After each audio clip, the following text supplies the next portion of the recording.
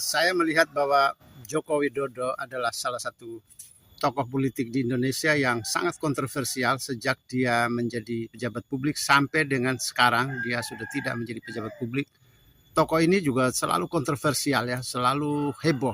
Pertanyaannya, dalam politik itu kan selalu perebutan kekuasaan ya. Orientasi keributan-keributan, orientasi kontroversial selalu perebutan kekuasaan. Kalau Pak Jokowi dalam jabatan publik, maka itu wajar saja kalau dia masih menjadi perbincangan atau masih menjadi kontroversial karena banyak orang punya kepentingan juga dengan kekuasaannya.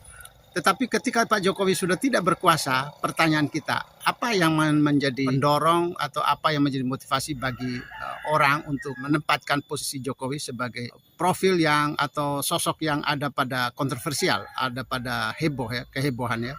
Kenapa begitu ya? Saya melihat bahwa Pak Jokowi ini adalah seorang tokoh yang sangat potensial untuk mendulang suara ya. Untuk kegiatan elektoral di Indonesia, Pak Jokowi memang selalu dalam posisi yang sangat goal getter ya. Goal getter itu adalah pencetak gol ya di Indonesia ya. Jadi kita lihat 5 kali dia ikut pemilu selalu menang.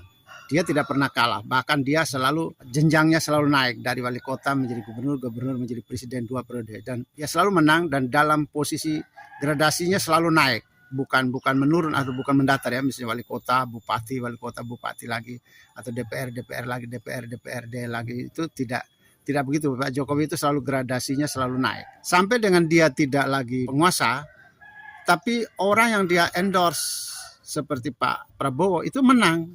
Itu artinya Pak Jokowi memiliki karisma politik yang luar biasa yang menjadi daya tarik bagi para pemilih ya. Siapapun yang ketika Pak Jokowi berpolitik, maka Pak Jokowi adalah selalu pemenangnya. Yang kedua, ketika dia tidak berkuasa, dia menjadi endorse atau menjadi cawe-cawe bagi tokoh politik siapapun, dia menang juga. Ini berarti Pak Jokowi ini adalah tokoh yang layak untuk dipersoalkan atau dididik karena dia memiliki karisma yang tidak pernah pudar. Ketika dia tidak berkuasa pun orang yang dia jagokan tetap menang juga. Nah, ini berarti bahwa Pak Jokowi adalah satu-satunya tokoh yang memiliki pengaruh atau epicentrum politik yang sangat besar, baik sedang berkuasa maupun tidak berkuasa lagi. Apa yang membuat orang selalu mempersoalkan atau selalu membidik Pak Jokowi untuk segera jatuh dalam hal berpolitik, dari panggung politik Indonesia dia segera harus jatuh. Pokoknya dia tidak ada dalam panggung politik lagi. Itu nafsu dari sebagian orang ya. Apa yang mendorong orang bernafsu untuk Pak Jokowi harus terpental dari panggung politik? Ya, satu-satunya jawaban adalah karena Pak Jokowi lah yang memiliki potensi paling besar untuk masih mengendalikan politik di negeri ini. Siapapun yang berada di balik Pak Jokowi, yang membawa nama Pak Jokowi atau dia cawe-cawe Pak Jokowi yang cawe-cawe, maka peluang besar orang itu atau partai itu akan menang. Inilah yang menjadikan Pak Jokowi masih menjadi bidikan politik Indonesia sampai kapanpun.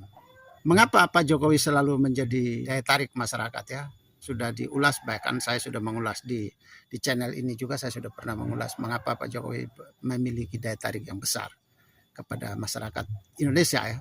Tapi yang saya lihat adalah posisi Pak Jokowi untuk mendukung seseorang itu, pertama, Pak Jokowi memiliki basis massa yang besar. Saya kira Pak Jokowi masih punya basis massa di Indonesia sekitar 20-30%. Nah, ini modal. Jadi dia tidak punya partai politik sekalipun, dia tidak punya penguasa politik sekalipun, tapi dia memiliki massa pendukung yang besar. Massa ini bahkan dia bisa punya massa jauh lebih besar dari partai politik yang ada. Ketika dia harus memilih tokoh atau dia mendukung kemana dia akan mendukung seorang tokoh atau partai politik, maka kalkulasi kata statistiknya pasti Pak Jokowi sudah mengkalkulasi bahwa orang ini harus punya massa juga. Misalnya tokoh seperti Prabowo, dia harus punya massa dulu. Kalau dia punya massa, maka Pak Jokowi akan menambah massanya Pak Jokowi, maka akan peluang menang. Tapi kalau orang yang tidak punya massa atau partai yang tidak punya massa, sekalipun massa dasarnya tidak ada, maka Pak Jokowi sulit juga untuk berpihak ya. Contohnya seperti PDIP, dia sudah punya massa sebelumnya sekitar, ya katakanlah sekarang ini massa PDIP sekitar belasan persen lah. Kita lihat pada pemilu, terutama pemilu yang tanpa Pak Jokowi, itu dia punya massa sekitar belasan persen. Sampai dengan kita lihat pada pemilu 2024 ya mencalonkan atau menjagokan Pak Ganjar dengan Pak Mahfud, ya, dia dapat 16% masanya PDIP sekitar segitu. Tapi masa Pak Jokowi bisa lebih besar dari itu. Masa Pak Jokowi bisa 20-an sampai 30-an%. Ketika Pak Jokowi harus mendukung siapa atau partai mana, maka partai itu atau orang itu harus punya masa sendiri juga, masa penambahnya. Pak Jokowi akan mendukung yang itu. Nah, Pak Jokowi sendiri membawa masa sekitar 20-an sampai 30-an%. Ini besar sekali untuk kita di Indonesia. Jadi partai atau tokoh itu menambah sekitar 30-an% saja sudah menang untuk sebuah pemilu. Untuk amannya memang 30% ke atas ya. Tapi kalau 20-an% itu juga masih bisa diharapkan menang untuk di Indonesia.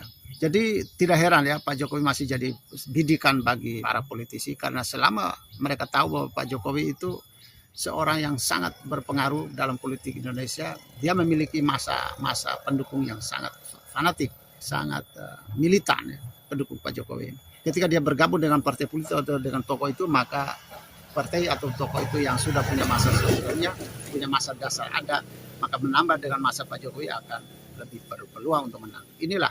Jadi kesimpulannya, selama Pak Jokowi masih masih berada di panggung politik nasional ini, maka barometer atau speedometer politik Indonesia di ke depan tetap dipegang oleh Pak Jokowi. Minimalnya Pak Jokowi adalah satu tokoh yang harus menjadi satu rivalitas yang besar oleh partai-partai politik atau oleh tokoh-tokoh lain. Kalau Pak Jokowi masih bertarung di atas panggung politik, maka banyak tokoh politik atau partai politik akan pesimis dengan kemampuan mereka akan menang atau tidak. Itu banyak pesimisme mereka ini mereka tuangkan dalam gerakan bersama, yaitu gerakan untuk mentalkan, untuk mendepak Pak Jokowi dari panggung politik nasional.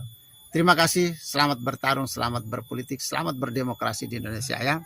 Politik boleh keras, boleh berbagai cara, boleh dengan berbagai intik, dengan berbagai sistem, dengan strategi, tapi ingat etika tetap harus dinomorsatukan ya.